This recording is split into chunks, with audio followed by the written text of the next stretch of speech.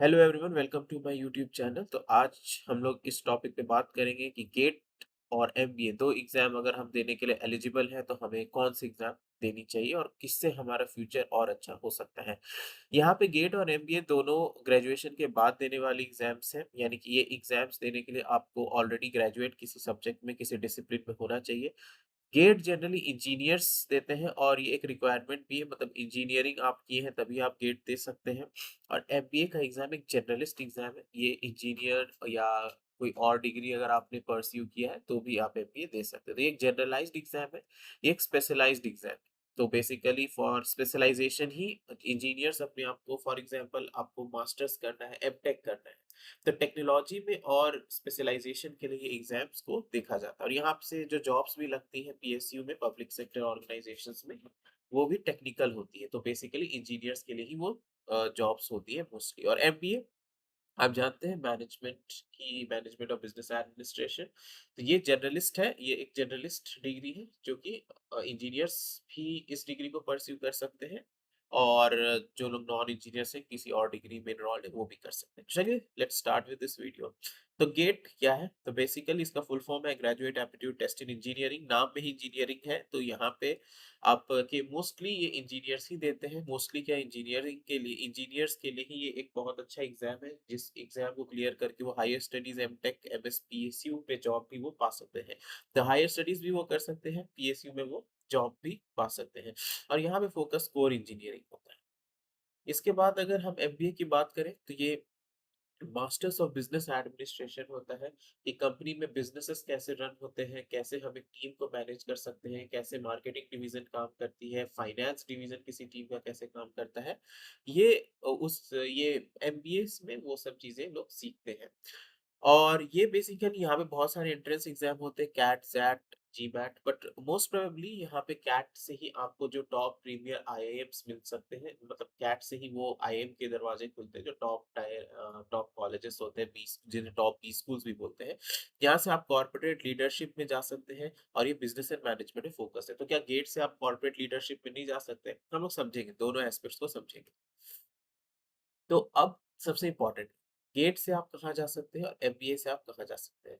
देखिए, gate generally engineers के लिए ही एग्जाम्स डिजाइन है, जनरली इंजीनियर्स ही इस एग्जाम्स को देते हैं। तो यहाँ से आप research and development, core engineering यानी कि आप अपने इंजीनियरिंग में आपने मान लीजिए बीटेक की है आपने कंप्यूटर साइंस में, आपको अगर इसमें और स्पेशलाइजेशन करना है तो बेसिकली आप गेट देते हैं और इससे फिर आप एमटेक कर सकते हैं टॉप प्रीमियर इंस्टीट्यूशन में। आईआईटीज एनआईटीज गेट स्कोर के बेसिस पे हायर करती है। आप पीएसयू जॉब भी कर सकते हैं। आप, अगर आपका रैंक बहुत अच्छा है तो आपको पीएसयू पब्लिक सेक्टर अंडरटेकिंग से भी कॉल आ सकता है और बेसिकली एकेडमिक से रिलेटेड है। इट्स टोटली और द टेक साइड। एमबीए, जहाँ तक एमबीए से एमबीए एक बहुत ज़्यादा जनरलाइज्ड डिग्री है, जेनरिक डिग्री है। यहाँ अगर आपने बीबीए किया है, आपने बीकॉम किया, आपने कोई भी डिग्री किया है, आप एमबीए के लिए एलिजिबल है। इंजीनियर्स भी एमबीए परस्यू कर सकते हैं। एमबीए का मतलब ही है कि बिजनेस को समझना, बिजनेस में मार्केटिंग जो होता है, सेल्स होता है, फाइनेंस होता है, मैनेजमेंट होता है, ये सब चीज़ आप सीखते हैं। एंटरप्रेन्योरशिप पर भी यहाँ पे फोकस होता है। जो भी, अगर आप टॉप बी स्कूल में जाएंगे तो वहाँ पे हर 2 महीने में सेमिनार्स होते हैं, लीडरशिप टॉक्स होते हैं, जिससे आपका एंटरप्रेन्योरशिप स्किल्स और एक्सपोज़र बहुत हद तक बढ़ जाता है।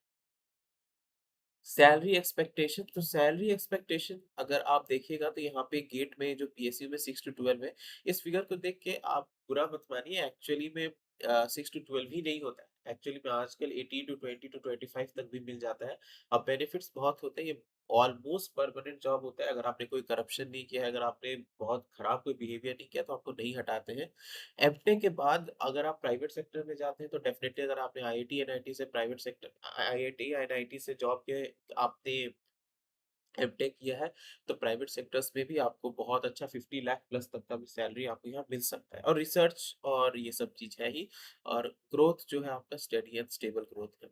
एमबीए के बारे में अगर हम बात करें तो एमबीए अगर आप टॉप आईआईएम से पास आउट होते हैं तो आपको बहुत अच्छी सैलरी यहाँ मिलती है। आप बोल सकते हैं कि आपका जो सीटीसी है हो सकता है वो 5 या 7 लाख ज़्यादा हो फ्रॉम आईआईटीज़ में अगर आपने एमटेक किया या पीएसयू। देखिए पीएसयू एक गवर्नमेंट अंडरटेकिंग होती है, सेमी गवर्नमेंट अंडरटेकिंग, गवर्नमेंट की शेयर्स हैं इसमें। तो बेसिकली गवर्नमेंट जॉब और प्राइवेट जॉब को डायरेक्टली आप सिर्फ सैलरी से तो कंपेयर नहीं कर सकते। इसलिए मैंने आईआईटी से एमटेक करने के बाद जो आप लोग को जॉब मिलेगा प्राइवेट में, उसकी सैलरी से कंपेयर करो। तो बस 5 या 7 लैक्स का अंतर हो सकता है ओवरऑल सीटीसी में, बट वो भी आगे चल के जल्दी से कवर अप हो जाता है। तो ज़्यादा डिफरेंस नहीं हो। एक इम्पोर्टेंट चीज़ यहाँ पे है कि यहाँ पे आपका जो फीस होता है एमबीए में, अगर आपने आईआईएम में अगर आप पढ़ने जाएँगे तो 2 साल का वो 25 लैक्स तक जा सकता है। और यहाँ पे अगर आप एमटेक कर रहे हैं तो पहले तो अगर आपने गेट क्लियर किया हुआ है तो आपको कुछ पैसे गवर्नमेंट भी देती है एज़ अ टीचिंग असिस्टेंट। तो आपको कुछ क्लास लेनी होती है, आई थिंक बीटेक वालों की कुछ क्लासेस लेनी होती है, लेक्चर लेनी होती है, उनके लैब मेट के हेल्प करना होता है, आपको उनका मेंटर बनना होता है। तो ये सब से हर मंथ आपको 12,400 या 500 रुपीज़ आपको आते हैं। और वहाँ पे फीस भी आईआईटी में ज़्यादा नहीं है। आई थिंक 2 लाख या 3 लाख में आपका एमटेक हो जाएगा और यहाँ पे 25 लाख रुपीज़। और ऊपर से अलग से रहने का खर्चा भी इंक्लूड आपको करना है। तो फिर वही है कि रिटर्न ऑफ इन्वेस्टमेंट के हिसाब से यहाँ पे अगर आप देखिएगा तो अगर आप मनी माइंडेड है, मतलब आपको ज़्यादा पैसा खर्च नहीं करना है अपने हायर एजुकेशन पे और अगर आपको उतना लोन नहीं लेना है तो basically I think GATE is the better option over here. अगर हम एग्जाम एंड ड्यूरेशन का बात करें तो गेट का सिलेबस थोड़ा वास्ट होता है क्योंकि इसमें आपके इंजीनियरिंग के सब्जेक्ट्स होते हैं। आपने जिस भी डिग्री से इंजीनियरिंग की है, इलेक्ट्रिकल, इलेक्ट्रॉनिक्स या कंप्यूटर साइंस, तो उसके जितने भी कोर सब्जेक्ट्स होते हैं टोटल 8 टू 10 कोर सब्जेक्ट्स तो सारे फील्ड्स ऑफ इंजीनियरिंग में है ही। तो वो कोर सब्जेक्ट्स के ऊपर क्वेश्चंस आते हैं, टफ क्वेश्चंस होते हैं और तैयारी करने के लिए आपको कम से कम 8 टू 12 मंथ्स चाहिए ही चाहिए। एमबीए में भी आपको 8 टू 12 मंथ्स चाहिए, बट यहाँ पे एप्टीट्यूड एंड रीजनिंग होता है क्योंकि मैंने बोला ये जेनरिक एग्जाम जो इंजीनियर्स होते हैं वो भी देते हैं, जो इंजीनियर नहीं होते वो भी देते हैं। तो बेसिकली यहाँ पे एग्जाम की तैयारी करने में आपको अगेन 8 टू 12 मंथ या 6 टू 12 मंथ आप यहाँ पे बोल सकते हैं अगर आपका एप्टीट्यूड ऑलरेडी क्लियर है तो। लेकिन गेट में 8 टू 12 मंथ्स आपको लग ही जाएंगे। और यहाँ पे जो एग्जाम का जो लेवल होता है, मैं ये नहीं कहूँगा वो बहुत ईज़ी होता है, डीआईवाई बहुत हार्ड होता है एमबीए की, बट स्टिल आप सोफिस्टिकेटेड तैयारी करें क्योंकि एप्टीट्यूड और रीजनिंग ही मेन है यहाँ पे। तो अगर आप सोफिस्टिकेटेड अच्छे से तैयारी करेंगे तो बहुत ईज़िली क्रैक हो जाएगा। लेकिन गेट में थोड़ा-सा दिक्कत रहता है क्योंकि आपको इंजीनियरिंग के वो सारे हार्ड सब्जेक्ट्स आपको बहुत अच्छे से पता होने चाहिए विद फुल कॉन्सेप्ट्स, क्योंकि गेट में अभी रिसेंटली 2022 से ही या 2021 से आई थिंक इन लोगों ने मल्टीपल ऑप्शंस करेक्ट वाले क्वेश्चंस को इंट्रोड्यूस किया है जो जेई एडवांस में होता था। तो उसमें क्या है कि अगर मान लीजिए किसी क्वेश्चन में, जैसे मैंने भी गेट दिया, मैंने क्वालिफाई भी किया है, बट मेरे बहुत सारे क्वेश्चन इसलिए गलत हुए हैं और उसमें मुझे जीरो मिला है क्योंकि फॉर एग्जाम्पल एक क्वेश्चन है जिसके अंदर 3 ऑप्शन करेक्ट है, मैंने 2 ऑप्शन टिक किया और दोनों ऑप्शन करेक्ट है। तो जेई एडवांस में भले आपको पार्शियल मार्किंग मिल जाता था और है भी शायद, I am not very sure अभी क्या है वहाँ। बट गेट में आपको कोई पार्शियल मार्किंग नहीं है, यानी कि अगर आपने सही ऑप्शंस को भी टिक किया है बट एक तीसरा ऑप्शन भी था जो कि सही होना चाहिए और उसे आपने टिक नहीं किया है, तो आपको उस पूरे क्वेश्चन पे 0 मार्क्स मिलेगा। अभी मुझे नहीं पता उन्होंने पार्शियल मार्किंग इंट्रोड्यूस किया है कि नहीं, बट जब मैं 2021 में जब मैंने गेट दिया था इन 3rd ईयर तो ही ये multiple answer correct type of questions उन्होंने लॉन्च किया था, उसमें पार्शियल मार्किंग नहीं था। तो डेफिनिटली लेवल जो है वो हाँ गेट का बहुत ज़्यादा टफ रहता है आपके एमबीए से। इसके बाद यहाँ पे हमें क्या करना चाहिए? चूज़ गेट कब? फॉर एग्ज़ाम्पल आपको जॉब सिक्योरिटी चाहिए पीएसयू में या फिर इवेंचुअली अगर आप प्राइवेट में भी जाना चाहते हैं, लेकिन मान लीजिए आपने टियर 3 कॉलेज से इंजीनियरिंग किया या टियर 2 से किया, आपको आईआईटी में जाने का सपना था, तो डेफ़िनिटली आपको गेट देना चाहिए क्योंकि हो सकता है एमटेक आप अपने उस सपने वाले आईआईटी से पूरा कर सकते हैं और जिसमें प्राइवेट में बहुत अच्छे जॉब्स और अपॉर्च्युनिटी मिलते हैं। अच्छा, यहाँ पे मैं एक चीज़ क्लियर कर देना चाहता हूँ कि बहुत लोग को लगता है कि एमबीए करने के बाद ही हम लीडरशिप पोज़ीशन में पहुँच सकते हैं। तो बहुत सारे जो प्रोडक्ट बेस्ड कंपनीज़ होते हैं, जिसमें जनरली कोई भी इंजीनियर जाने का सपना देखता है, खासकर कंप्यूटर साइंस रिलेटेड फील्ड में मैं ये बता दूँ, वहाँ पे जो मैनेजर्स होते हैं, ज़रूरी नहीं है उन मैनेजर्स ने या जो वाइस प्रेसिडेंट्स होते हैं, उन ज़रूरी बिल्कुल नहीं उन्होंने एमबीए किया हो सकता है वो केवल बीटेक ही किए हों। तो द थिंग इज़ कि एक्सपीरियंस के बेसिस पे भी ग्रोथ होकर आप लीडरशिप पोजीशन में पहुँच सकते हैं और वो बहुत ज़्यादा सेफ है आज के वोलेटाइल मार्केट में। फॉर एग्ज़ाम्पल अगर किसी ने 10 साल एक प्रोडक्ट को दिया है, उसके बाद वो वहाँ का प्रोडक्ट मैनेजर बन रहा है, वो वहाँ का इंजीनियरिंग मैनेजर बन रहा है, वो वहाँ पे वाइस प्रेज़िडेंट बन रहा है, तो उसको प्रोडक्ट का टॉप टू बॉटम सब कुछ पता है। तो जब रीस्ट्रक्चरिंग होता है या जब आप सुनते हैं कि मिडल मैनेजमेंट को हटाया जा रहा है, तो इन लोग को नहीं हटाया जाएगा और इवेंचुअली अगर इनका पोज़ीशन मान लीजिए इनका डिवीज़न उतना ज़्यादा अच्छा नहीं कर रहा है, उतना रेवेन्यू नहीं दे रहा है, तो मैं उस डिवीज़न में मान लीजिए कोई मैनेजर है, तो उसे हटा के आर्किटेक्ट बना दिया जाएगा। लेकिन अगर आपने केवल और केवल बिज़नेस एमबीए ही किया, आपको टेक्निकल में उतना नॉलेज नहीं है, तो वो आपको आर्किटेक्ट नहीं बना सकते। तो वहाँ पे थोड़ा अभी रिस्ट्रक्चरिंग का इश्यू हो रहा है।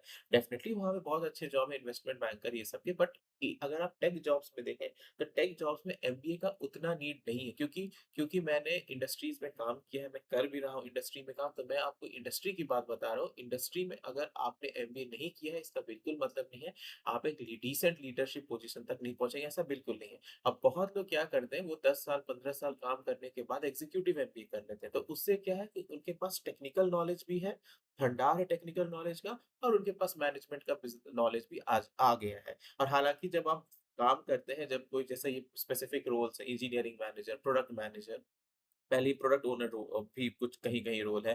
तो ये सब में भी लोग बिज़नेसेस को ही सीखते हैं। तो ऐसा नहीं है कि मतलब आप टेक्निकल रोल में हैं तो आप बिज़नेस से बिल्कुल अलग हैं। आफ्टर आर्किटेक्ट जब आप इंजीनियरिंग मैनेजर ये सब बनते हैं तो बिज़नेस ही आप सीखते हैं रियल लाइफ़ में, ठीक है? तो ऐसा डिग्री का कुछ उतना यूज़ रह नहीं जाता है फिर 15-20 इयर्स बाद में। तो डेफ़िनिटली मैं यहाँ पे बस ये क्लियर करना चाह रहा था कि बहुत लोग सिर्फ़ ये बोलते हैं कि एमबीए करके ही आप लीडरशिप पोज़ीशन में जा सकते हैं, बल्कि ऐसा बिल्कुल नहीं है।